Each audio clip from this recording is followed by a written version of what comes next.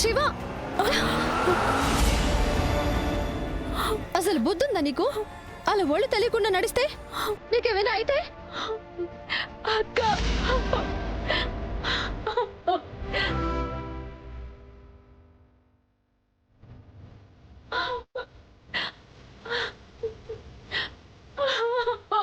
శివ,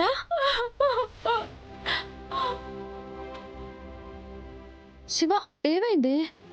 ఎందుకు ఏడుస్తున్నావు? చెప్పవే. నేను పెద్ద తప్పు చేశానక్క. నువ్వు ఆ విక్రమ్ గురించి చెప్పాలని ట్రై చేశావు.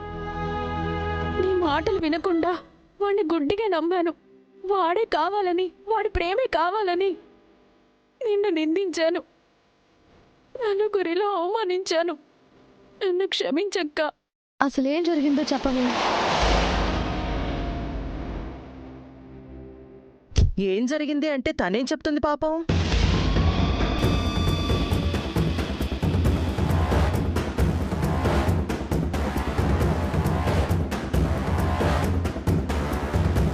నన్నడుగు కృష్ణ, నేను చెప్తాను. మీరా? నేనే కృష్ణ. జరిగిందేంటో చెప్పనా? ఆ విక్రమ్ గాడి నిజస్వరూపం మీ చెల్లెలకి తెలిసిపోయింది. పాపం మీ అమ్మ కింద మీద పడి డబ్బు కూడబెట్టి ఆ డబ్బులతో నీ చెల్లికి నగలు చేయిస్తే ఇంకా ఫస్ట్ నైట్ కూడా జరగకముందే ఆ నగల్ని తీసుకెళ్లి మార్వాడి కొట్టులో తాకట్టు పెట్టేశాడు. పాపం వాణ్ణి శ్రీరాముడు అనుకుంది. శ్రీకృష్ణుడని తెలిసి ఉక్కిరి బిక్కిరైపోతుంది. అక్క, వాడిని ఊరికి వదిలిపెట్టకూడదు. మనల్ని ఇంత మోసం చేస్తాడా? ఇంతకింత అనుభవించేలా చేయాలి. పదక్క. అరెరెరెరెరెరే, ఆగు శివా, ఎందుకంత ఆవేశం? ఇప్పుడు మీరు వాణ్ణి భరించడం తప్ప వేరే ఆప్షన్ లేదు.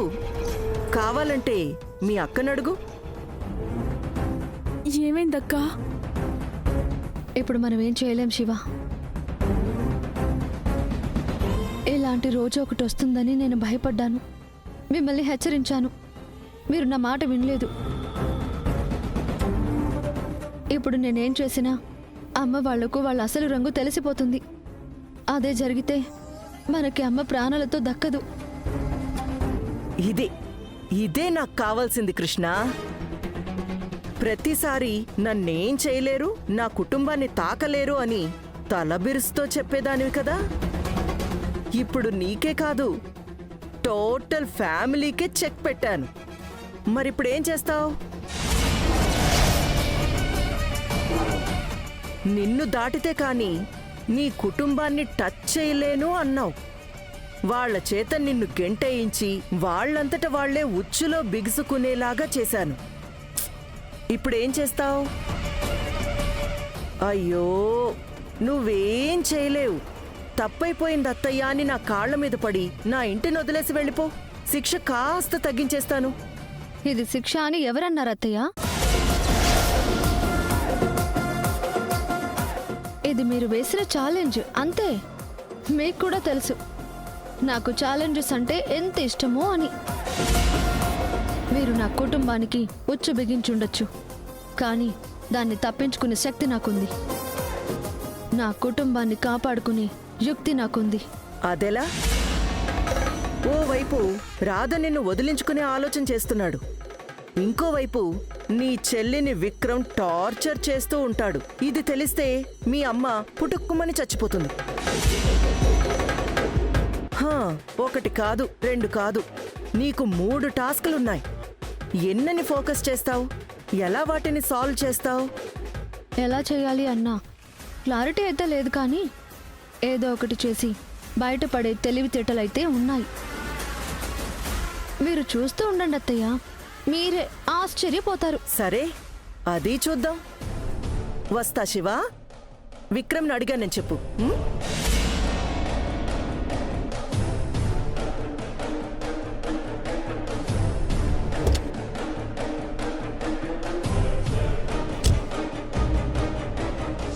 అసలు ఏం జరుగుతుందక్క? అత్తయ్య ఇదంతా చేయడం ఏంటి? అదంతా పెళ్లి కదలే, నేను చూసుకుంటానులే గాని నువ్వు భయపడకు. మరి నా విషయం? నేనేదో ఒకటి ఆలోచిస్తాను. అప్పటిదాకా విక్రమ్ గురించి తెలిసిపోయిందన్న విషయం ఎవరికీ తెలియకూడదు. ఏదో ఒకటి తెలిసినా అది అమ్మ దాకా వెళ్లే ప్రమాదం ఉంది. అమ్మ విక్రమ్ చాలా మంచివాడు అని నమ్ముతుంది. తన నమ్మకం అబద్ధమని తెలిస్తే అమ్మ తట్టుకోలేదు. ఈ సమస్య గురించి నేను ఆలోచిస్తాను. సరే అక్క. నువ్వు జాగ్రత్తగా వెళ్ళు. వెళ్ళు.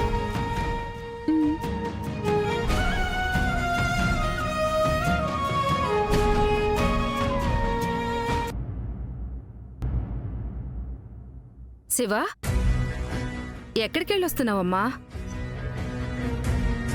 అడిగేది నిన్నేనమ్మా, ఎక్కడికెళ్ళావు?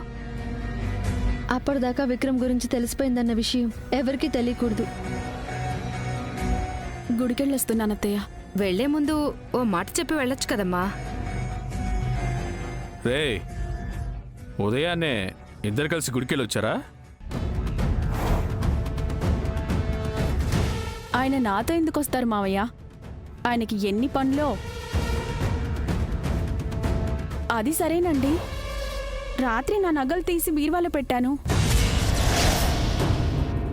అవి ఉదయాన్నే చూస్తే కనిపించడం లేదు. మీరేమైనా చూసారా?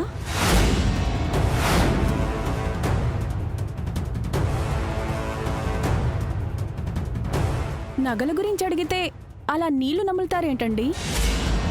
ఆహా, అంటే పెళ్లిలో నగల మీద దుమ్ము ధూళి పడి మాసిపోయాయి కదమ్మా, అందుకని నేనే మెరుగు పెట్టించమని చెప్పాను. నీతో చెప్పమన్నానే, చెప్పలేదా? ఎరా అంటే వెళ్ళొచ్చాక చెప్దాం అనుకున్నానమ్మా. రే, అవి కోడల నగలు. తనకి చెప్పకుండా తీయడం తప్పు కదా. సారీ నాన్న, ఇంకెప్పుడు అలా చేయను. అమ్మా శివా. అత్తయ్య, రండి రండి, కూర్చోండి కూర్చోండి. పర్వాలేదు బాబు. ఏం తీసుకుంటారు? Coffee, tea? వద్దులే, ఎండన పడి వచ్చారు కదా, చల్లగా మజ్జిగ తాగండి. శివ, వెళ్ళి అత్తయ్యకి మజ్జిగ తీసుకొనిరా. ఇప్పుడేం అక్కర్లేదు బాబు, మిమ్మల్ని చూశాను, మనసు ప్రశాంతంగా ఉంది. ఏంటి వదిన గారు, ఆ అమ్మాయి మీద బెంగ పెట్టుకున్నారా? ఒక ఆడపిల్లను అల్లారు ముద్దుగా పెంచుకుని అడిగినవన్నీ ఇస్తూ వాళ్ల ఎదుగుదలను ఆనందాలను ఆస్వాదిస్తూ ఒక్కసారిగా పెళ్లి అనే తంతు జరిపించి వేరొకరింటికి పంపించేస్తాం. కూతురుతో గడిపిన క్షణాల్ని తలుచుకుంటే కన్నీళ్ళొస్తాయి. కాని తను అత్తింట్లో ఆనందంగా ఉందని తెలిస్తే పెదవుల మీద చిరునవ్వు వస్తుంది వదినా. మా శివ పెళ్లి విషయంలో నాకెలాంటి భయాలు లేవండి. ప్రాణంగా ప్రేమించే భర్త, కన్న కూతుర్లా చూసుకునే అత్తమామలు, ఒక ఆడపిల్లకి ఇంతకన్నా స్వర్గం ఇంకేముంటుంది? బాగా చెప్పారు. అమ్మా శివ, ఎలా ఉన్నావే? బాగానే ఉన్నానమ్మా. బాగానే ఉన్నానన్న విషయం అంత బలహీనంగా చెప్తావేంటే? ఏమైందమ్మా? ఏం లేదు వదిన గారు, మీకు తెలియంది కాదు కదా, ఆడపిల్ల పుట్టింటి వదిలి ఓ కొత్త ప్రపంచంలోకి అడుగు పెడితే అలవాటవడానికి కాస్త టైం పడుతుంది కదా. మనము ఆ రోజుల్ని దాటుకునొచ్చిన వాళ్ళమే కదా. శివ, ఏం భయపడికే, అన్నీ మెల్లగా సర్దుకుంటాయి. అత్తయ్య గారు, మీరు నెక్స్ట్ టైం వచ్చేటప్పటికి తన బెంగంతా పోగొట్టే బాధ్యత నాది. మీరు నిశ్చింతగా ఉండండి. మీ మీద నాకు ఆ నమ్మకం ఉంది అల్లుడు గారు. మాటలో పడి అసలు విషయం మర్చిపోయాను. వదిని గారు, పెళ్లైన కొత్త జంటకు సత్యనారాయణ వ్రతం జరిపించటం సాంప్రదాయం కదా. అందుకే అబ్బాయి అమ్మాయి చేతుల మీదుగా వ్రతం జరిపిద్దాం అనుకుంటున్నాం. అలాగే వదిన గారు, అలాగే కానిద్దాం. మేమందరం రేపు ఉదయాన్నే వచ్చేస్తాం. సరే అయితే ఇంక నేను బయలుదేరినా? అప్పుడేనా? ఏంటి అత్తయ్య గారు, ఎప్పుడొచ్చినా వెళ్తా వెళ్తా అంటారు? చాలా పనులున్నాయి బాబు, చాలా మందిని ఆహ్వానించాలి. ఈసారి వచ్చినప్పుడు ఉంటుంది లేరా, మీరు వెళ్ళిరండి వదిన గారు. వస్తాను శివ, వెళ్ళొస్తాను అల్లుడు గారు. అన్నయ్య గారు, వెళ్ళొస్తానండి. మంచిదండి. వస్తాను శివ.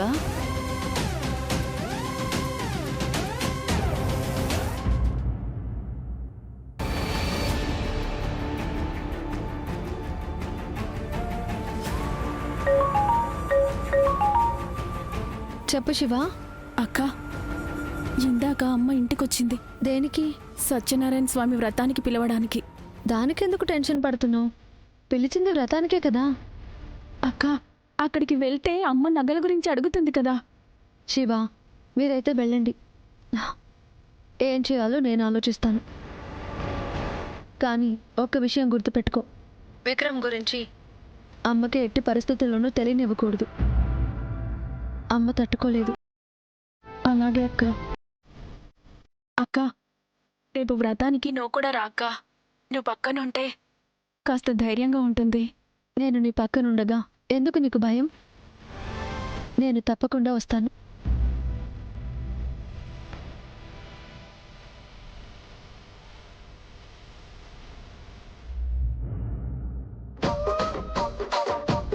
మేడం, మేడం, మేడం, మ్మ్, ఏమైంది? ఎందుకంత కంగారు? ఆ విక్రమ్కి డబ్బులు అవసరం పడిందని శివ నగల్ని మార్వడి దగ్గర తాకట్టు పెట్టాడంట. ఓ ఓ అని కూల్గా అంటారేంటి మేడం? రేపు మా పెద్దమ్మ వాళ్ళు సత్యనారాయణ వ్రతం చేస్తున్నారు. హ్మ్, అక్కడికి శివ నగలు లేకుండా వెళ్తే ఎంత ప్రమాదం. ఏం ప్రమాదం? విక్రమ్ మంచివాడు కాదన్న నిజం తెలిసిపోతుంది కదా. తెలవని శిఖరా, ఇన్నాళ్ళు మనం ఆ విక్రమ్ గాణ్ణి మంచివాడని అందర్నీ నమ్మించింది శివతో వాడి పెళ్లి జరిపించడం కోసం.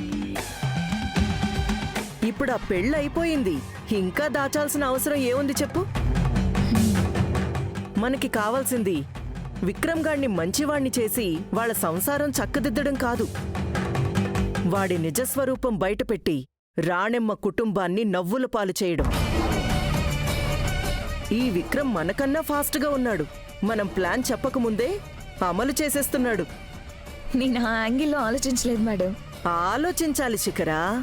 గెలుపు ఏ దారిలో వచ్చిందనేది ముఖ్యం కాదు, గెలిచామా లేదా అనేదే ముఖ్యం. నేనేంటో ఇప్పుడు ఆ కృష్ణకి తెలిసిపోయింది. ఈ దెబ్బతో ఇంకోసారి నాతో పెట్టుకోవాలంటేనే తల పట్టుకునేలా చేస్తాను.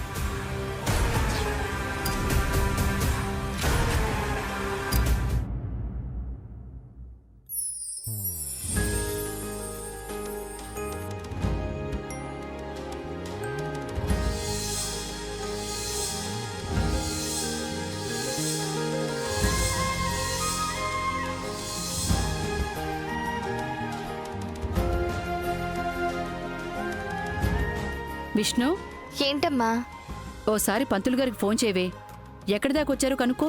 అమ్మా, పంతులు గారు టైంకి వచ్చేస్తారులే, నువ్వు కంగారు పడకు.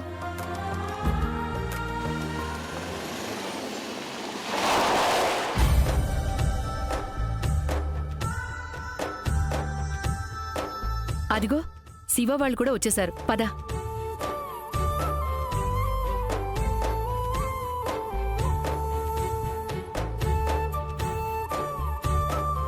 ఎలా ఉన్నావు శివ? శివ? బాగున్నారండి?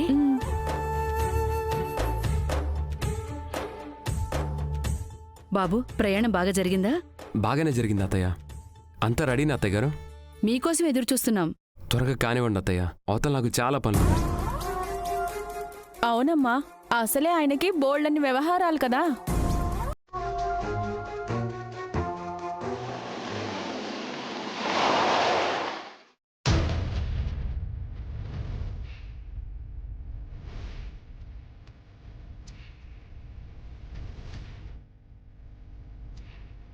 రండి తారగారు. అన్నయ్య గారు రాలేదా? రాలేదు. ఏం కొత్త పెళ్లి కొడుకా? ఎలా ఉంది కొత్త కాపురం? కొత్తగా ఉందండి. కొత్త కదా, అలాగే ఉంటుందిలే. సరే సరే, లోపలికి వెళ్దాం పదండి, వ్రతం మొదలు పెడదాం. పంతులు గారు ఇంకా రాలేదు అత్తయ్య గారు. ఆయన కూడా లేటేనా? సర్లే పదండి వెళ్దాం. పదండి.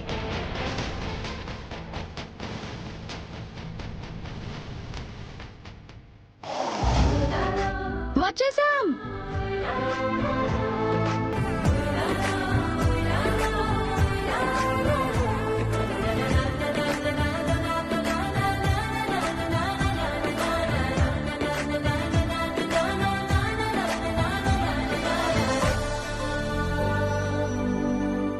పంతులు గారు ఆలస్యం చేస్తారని నేరుగా వాళ్ళ ఇంటికెళ్ళి లాక్కొచ్చేశాను. పదండి పదండి. ఆగో! ఎందుకొచ్చావే? అమ్మా, పిలవని పేరంటానికి రావడానికి సిగ్గుగా లేదు? అమ్మా, అక్కనేమనకు. అక్కని నేనే వ్రతానికి పిలిచాను.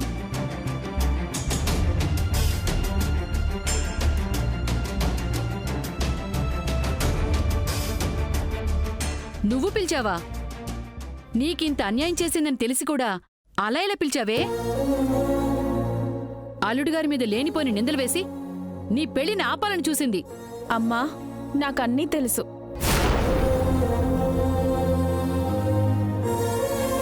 అయినా అవన్నీ అక్క నా మీద ప్రేమతోనే చేసింది. ఏ అక్క కూడా చెల్లెలి జీవితాన్ని నాశనం కావాలని కోరుకుంటుందా? అయినా ఇంక అడ్డుపడ్డానికి ఏం మిగిలింది? నా పెళ్ళి అయిపోయింది కదా, ఇంకేం చేస్తుంది? నా వాళ్ళందరి సమక్షంలో వ్రతం చెయ్యాలి అనుకున్నాను. అందుకే కృష్ణక్కని కూడా పిలిచాను. చూడవే, నీకన్నా వయసులో చిన్నది. నువ్వు దానికి ద్రోహం చేసినా నువ్వు కావాలి అనుకుంటోంది. దాన్ని చూసి నేర్చుకో. నేర్చుకుంటానమ్మా. ముహూర్తానికి లేట్ అవుతుంది. ముందు లోపలికి వెళ్దాం పదండి. రండి.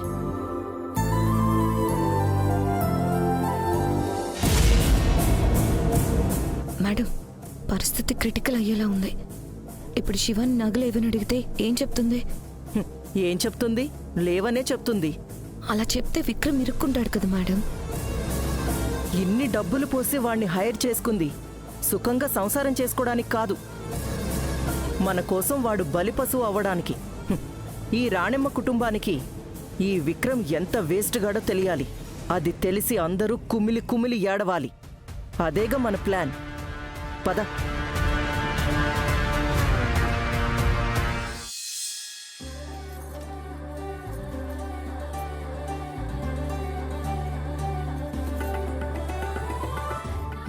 శివా, అలా బోసిమెడతో కూర్చున్నావేంటే? నగలు వేసుకో.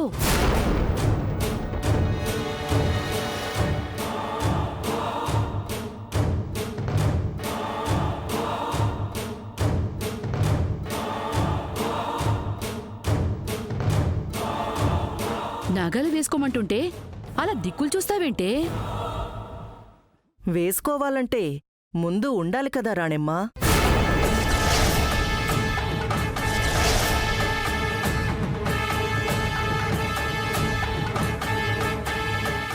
ఏంటి తారాగారు మీరనేది? నగలు లేకపోవడం ఏంటి? పెళ్లికి చేయించాం కదా.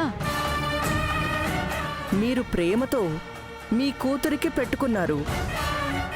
మీ అల్లుడు వాటిని కామ్గా తాకట్టు పెట్టాడు.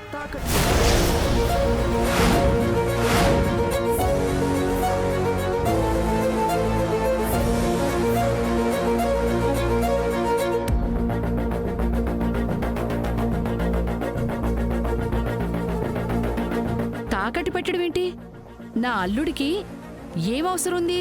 మీ అల్లుడికే ఉంది. ఎందుకంటే మీ అల్లుడు మీ అమ్మాయి మెళ్ళో తాళి కట్టిందే డబ్బు కోసం.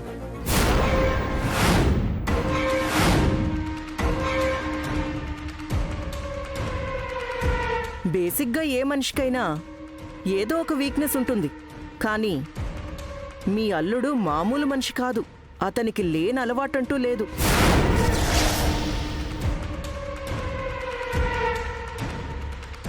మీ అల్లుడి రోజువారీ దినచర్య ఏంటో తెలుసా? ఉదయాన్నే లేస్తాడు, సిగరెట్ తాగుతాడు, నీట్గా రెడీ అయ్యి క్లబ్కి వెళ్తాడు. అక్కడ ఒళ్ళు తెలియనంతగా పేకాట ఆడతాడు.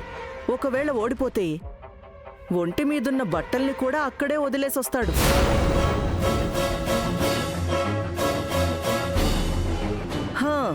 ఇక సాయంత్రం అయితే ఊర్వశి బార్కెళ్తాడు. పీకల్ దాకా తాగుతాడు.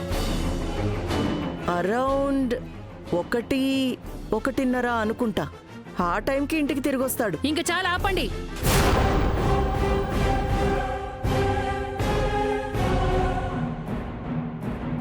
నా అల్లుడి గురించి ఇంకొక మాట మాట్లాడినా నేనేం చేస్తానో నాకే తెలీదు.